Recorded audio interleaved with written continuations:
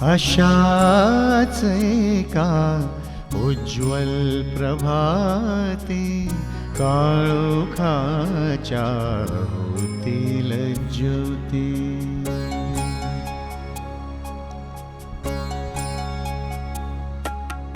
मरणाची ना भीती मलाही, जगण्याशी ना वैर माझे. वार केले होते जयानी, सारेच होते यार माझे. घाव सारे झेलताना वेदना हळुवार होते. संकटाची कशास भीती, भविष्य माझे माझ्याच हाती. अशाच एका उज्ज्वल प्रभाती.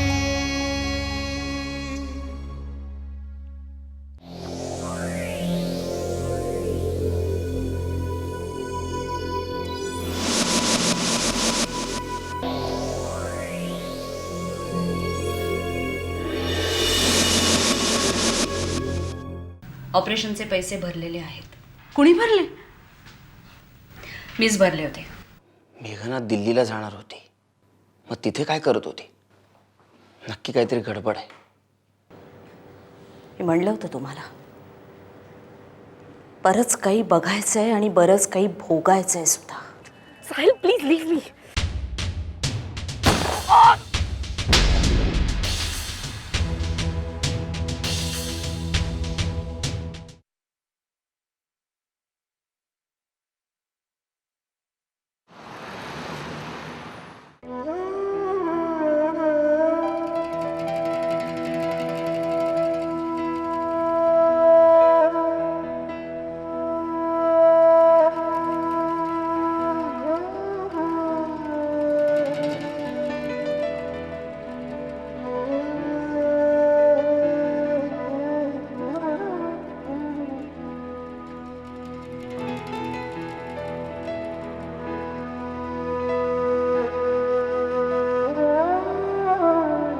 अरे अजून येतच आहेस तू? काय झालं? आता दादांची प्रकृती बरं आहे असं बोलला ना डॉक्टर. हो, पण मी पुन्हा चर्चा केली त्या चिकित्सकाबरोबर. कोणची तिक्कस? अच्छा, ते डॉक्टर. हां, मग तुम्हाला हवी तशी प्रकृतीत सुधारणा होत नाही दादाच्या. हळूहळू सुधारते प्रकृती. बरं, मग अजून 2-3 दिवस वाट बघावी लागेल असं म्हणाले. मला आता काळजी वाटते. वहिनीला बोललास का तू? नाही. काय आणि कसं सांगणार मी वहिनींना? मला तर फार भीती वाटते. काही झालं दादाचं तर कोण बघणार मेघनाकडे आणि कोण सांभाळणार वहिनीला? हे बघ, त्यांची काळजी तू करू नको आणि त्याला काही होणार नाही. अरे पुढे घडणाऱ्या घटनेची काळजी आतापासून कशाला करतोय तू? आणि तुला एक सांगू का चंदू, त्यांनी त्या दोघींच्या नावावर व्यवस्थित करून ठेवलेलं आहे, कळलं ना? हां, तुला काय माहिती आहे? दादा बरोबर कायमस्वरूपी मी राहतो. या बळजबरीने लादलेल्या निवृत्तीमुळे तर घर पार कोलमडून गेले.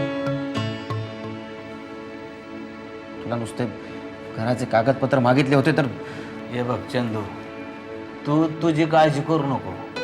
तू माझ्यासोबत ये ना गावाला. अरे तुझी सगळी व्यवस्था चोख ठेवण्याची जबाबदारी माझी. चल बस. आम्हीच दाखवतोस? तुझ्या पक्षात ओढू पाहतोस मला? अरे निदान त्या दोघींचा तरी विचार कर. या अशा विचारानं तू मूर्ख राहिला चंदू अजून. अरे शहरात मोठ्या हुद्द्यावर नोकरी केलेला माणूस आहे तू, तेही बँकेत, कळले ना? हा. अरे त्या दोघींची व्यवस्था तर केव्हा चोख करून ठेवली असेल त्यांनी. आणि शिवाय 8-10 लाखाच्या पॉलिसी असतील त्यांच्या, त्यांच्या भरोश्यावर त्या दोघी जिंदगीभर आरामात जगू शकतील. काय बोलतोस तू? लाज वाटायला पाहिजे तुला. अरे भाऊ आहेस का वैरी आहेस तू? मी शक्यता वर्तवली तर तू मारून मोकळा झालास दादाला. अरे पण काय एक शब्द बोलू नको. यापुढे जर बोलशील ना तर माझ्या मनावरचं संतुलन बिघडेल आणि मी अरे काय काय चाललंय काय तुमच्या दोघांचं? हे घर नाहीये तावातावानी भांडायला, हे एक हॉस्पिटल आहे, लक्षात ठेवा. तुमचा भाऊ तिकडे सिरियस आहे आणि तुम्ही दोघंही आपापसात भांडताय. सारे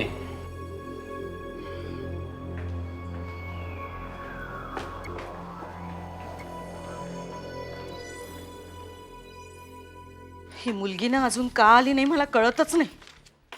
जीवाला घोर लावलाय नुसता माझ्या. एक साधा फोन करून कळवता येत नाही.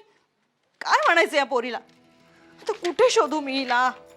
कोणाला विचारू? नंबर बघायला हवे हिच्या मैत्रिणींचे. हा. प्रिया.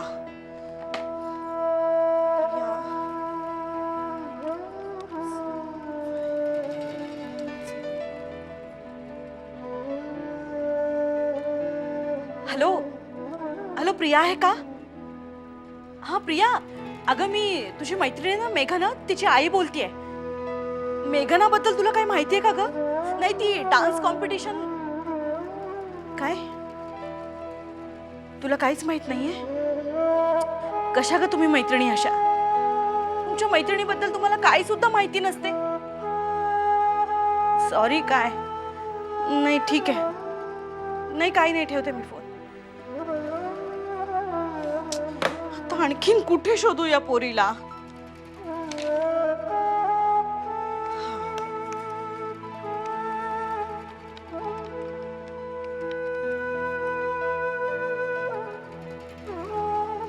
अरे उचला रे फोन कुणीतरी. नुसतीच रिंग जाते. शे, फोन ठेवतात कशाला घरात काही कळतच नाही. अरे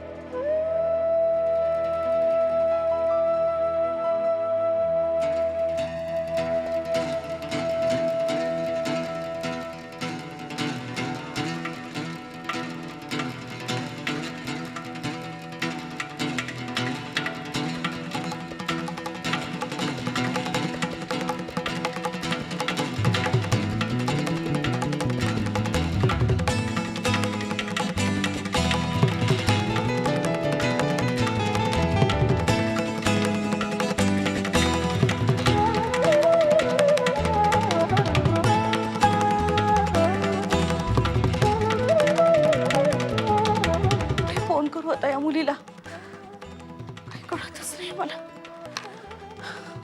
आली कशी नाही?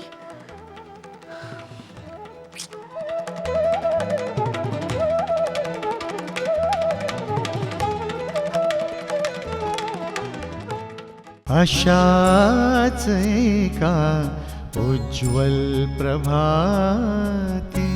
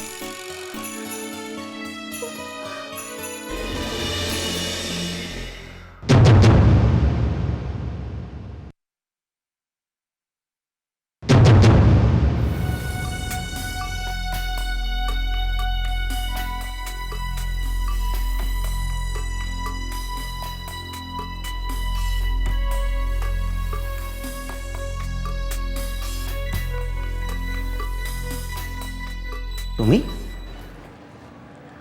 हो म्हणजे मी म्हटलं जरा आनंदरावांच्या तब्येतीची चौकशी करावी. ॲक्च्युली माझं इकडे काम होतं म्हणून मी जरा बघण्यासाठी वर आले होते. बरं झालं आलात. धन्यवाद. कशाबद्दल? देवासारख्या मदतीला धावून आलात तुम्ही.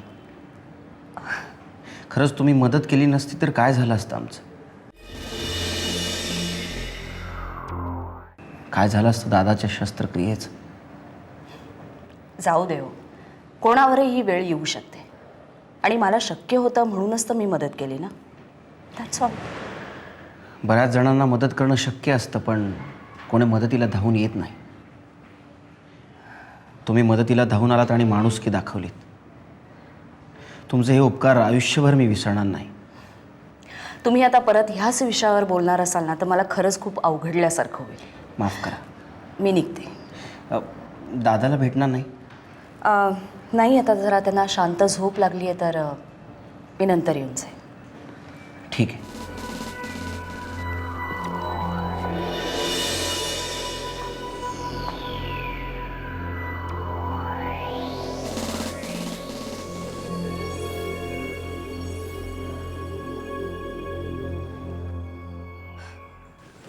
या ना, बसा.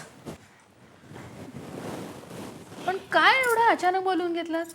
अहो श्रद्धाताई, काय झालं, मिसेस परेरा पण अचानक केरळला निघून गेल्या म्हणून मग तुम्हाला फोन करून बोलून घेतलं. त्या परेराचं काही सांगू नका. मेली 10 दिशांना 10 तोंडांनी बोलते. तुम्हाला एक सांगेल, मला दुसरंच सांगेल आणि अनंतरामांना जाऊन तिसरंच काहीतरी सांगेल. तिचं कसलं कौतुक. पण तुम्ही मला का बोलवून घेतलं? एकटीच होते ना घरात, बरं नव्हतं वाटत जरा, म्हणून बोलून घेतलं. हे बाकी छान केलं. मला वाटलं त्या परेराला काही झालं की काय. पण अनंतरावांची तब्येत ठीक आहे ना? बरी आहे आता. आमच्या मागे ना संकटांचं चक्रच लागलंय बघा. का? आता काय झालं आणखी? आमची मेघना डान्स कॉम्पिटिशनसाठी दिल्लीला गेली होती. हो, तुम्ही म्हणला होतात मला. ती अजून आली नाही परत. अजून आली नाही? बाप रे. पण असं कसं होईल? सध्या ना आमच्या बरोबर काहीही होऊ शकतं. सगळ्याची भीतीच बसली आहे मला. इतके वाईट विचार येतात ना डोक्यात. वहिनी, तुम्ही आधी शांत व्हा बघू. एका पाठोपाठ या अशा घटना घडल्या की नाही डिस्टर्ब होणारच. पण ह्याच वेळेला मनावर कंट्रोल ठेवायला हवा ना. तुम्ही तुम्ही अगदी शांत राहा. आणि हो, कसलेही वाईट विचार मनात आणायचे नाहीत. तुम्हाला कॉफी करून देऊ का? नको. तुम्ही आज रात्र माझ्यासोबत इथेच झोपाल का? अहो, हे काही विचारणं झालं का? मी इथेच राहणार आहे आज. तुम्ही काही काळजी करू नका. पण ही मुलगी गेली कुठे?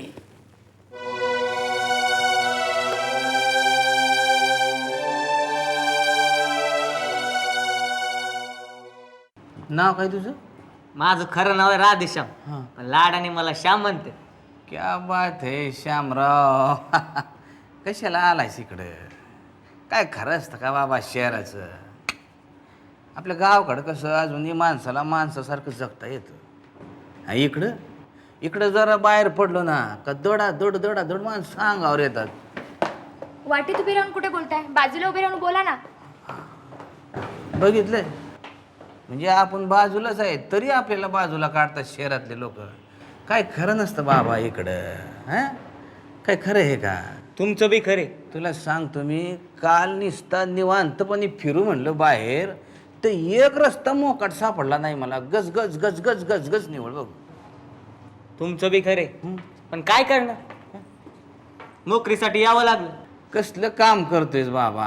अरे इथं जगासाठी जितकी धडपड करावी लागते माणसाला का कामासाठी एनर्जी आणायची कुठून एक्स्ट्रा? अशाच एका उज्ज्वल प्रभाती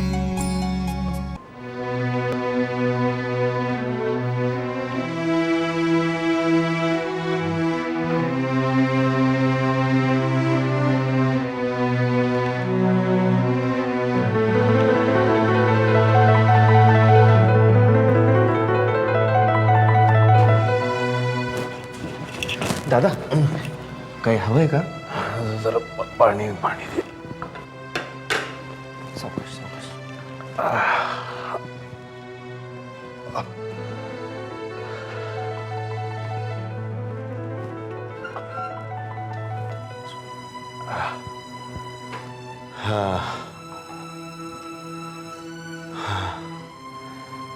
आई आई बरं वाटतंय रे आता जरा. बरं वाटतंय. तू का असा सुकलेला, जेवत वगैरे नाहीच वाटतं? नाही दादा, मी ठीक आहे. पण आता तू बरा हो लवकर आणि घरी चल.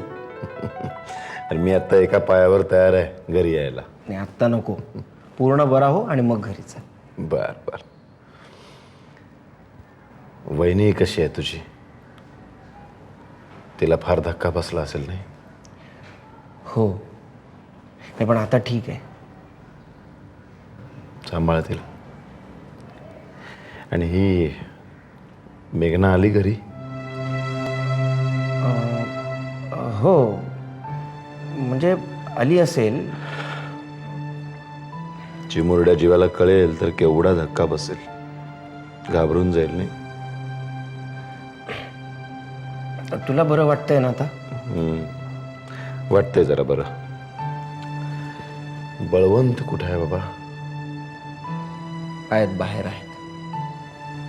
का रे, काय झालं? तुमच्यामध्ये काही वादावादी झाली का? नाही नाही, तसं काही नाही. तू मस्त सांगतो काय? आपल्याला मुंबई जाम आवडली. हा एकदम सूट झाली म्हणायची. आणि मुंबईतली माणसं तर लय चांगली. काय सांगताय शामराव? किती वर्ष झाले तुम्हाला मुंबईत येऊन? मला 10 झाली. 10 वर्ष? वा वा वा, तुमचं तर म्हणजे जबरदस्त ओळख असेल इथं. म्हणजे एक प्रकारे वजन असेल तुमचं इकडं. मग तुम्हाला कोणचं बी काम लागलं अशी माणसं हजर करतो बघा. वा वा वा शामराव, याला म्हणतात गावचा माणूस, याला म्हणतात गावची भाषा. वा वा शामराव, तुमचा स्वभाव लय आवडला आपल्याला, एकदम जबरदस्त आवडला. बरं ते तुम्ही कोणत्या माणसाचं काय ओळखीचं बोलतात? ओळखीचं म्हणजे कसं आहे शामराव, भाऊ हॉस्पिटलात आहे माझा. आता हॉस्पिटल म्हणजे ऑपरेशन काही तोंडचा खेळ आहे का? हा, अरे केवढा खर्च होतो माणसाचा. म्हणजे तुम्हाला तर अनुभव आहे आता. हा अहो पण हॉस्पिटल म्हटलं की खर्च होतोच. हा त्याच्यासाठीच शामराव, म्हणजे पैशाची काही व्यवस्था करू शकणारा एखादा माणूस द्या आम्हाला. अहो म्या असेल तर काम का होणार नाही. हा हा, पर काहीतरी ठेवावं लागेल. तुम्ही आहे की? म्या हां काय ठेवू? नाही नाही, म्हणजे काहीतरी ठेवणं आवश्यक आहे. वय काहीतरी घाण ठेवावं लागेल. घर आहे ना, घर आहे शामराव आपलं, असं नाही हो का? हा मग काम झालंच म्हणून समजा. श्याम, अरे काय करतोयस तिकडे? चल लवकर ये. तुमचे लय उपकार झाले शामराव. नाही टेन्शन घेऊ नका, येतो. लय उपकार झाले तुमचे.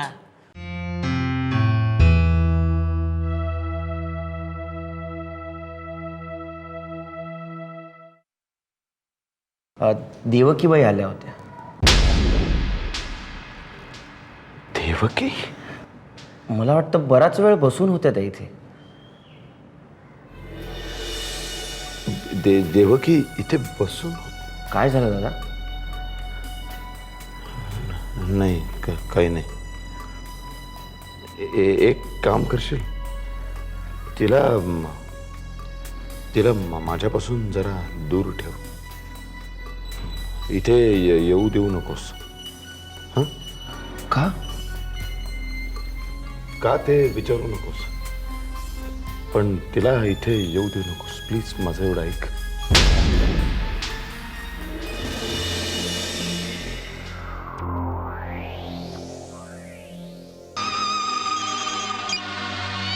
हेलो, आप बाद में फोन करेंगे प्लीज.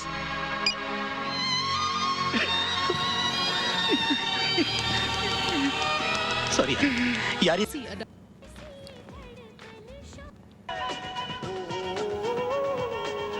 वहिनी, तुम्हाला झोप आली असेल तर झोपूया का जाऊन? झोप नाही, मला झोप नाही येत. वहिनी, मी सांगितलं ना तुम्हाला, आता कुठलेही विचार करू नका म्हणून.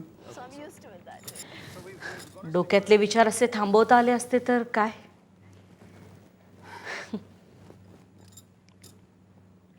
शव जो है रिलीज किए जा रहे हैं, वो दिए जा रहे हैं रिश्तेदारों को. पड़ोसी साथ में आए हैं, रिश्तेदार हैं, कई लोग आए हैं. आज सुबह साहिल नाम के युवक की किसी अज्ञात व्यक्ति ने गोली मारकर हत्या की. यह घटना अंधेरी इलाके में समंदर होटल के पास हुई. साहिल अपनी सहेली के साथ टैक्सी में बैठकर कहीं जा रहा था. गोली चलने की आवाज सुनकर टैक्सी ड्राइवर भाग गया. साहिल की सहेली कौन थी अभी तक पुलिस को पता नहीं चला. साहिल के पास मिले दस्तावेजों से पता चला है कि वो उत्तर प्रदेश के आजमगढ़ का रहने वाला है. आपण साहिल साहिल हा साहिल कोण. तिचा फ्रेंड. साहिल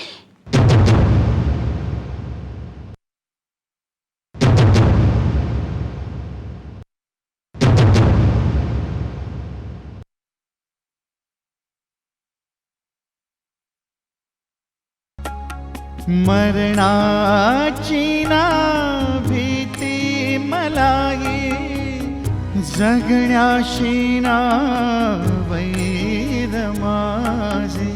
वार केले होते जयानी सारेच होते यार माझे. संकटाची कशास भीती भविष्य माझे माझ्याच हाती. अशाच एका उज्ज्वल प्रभाती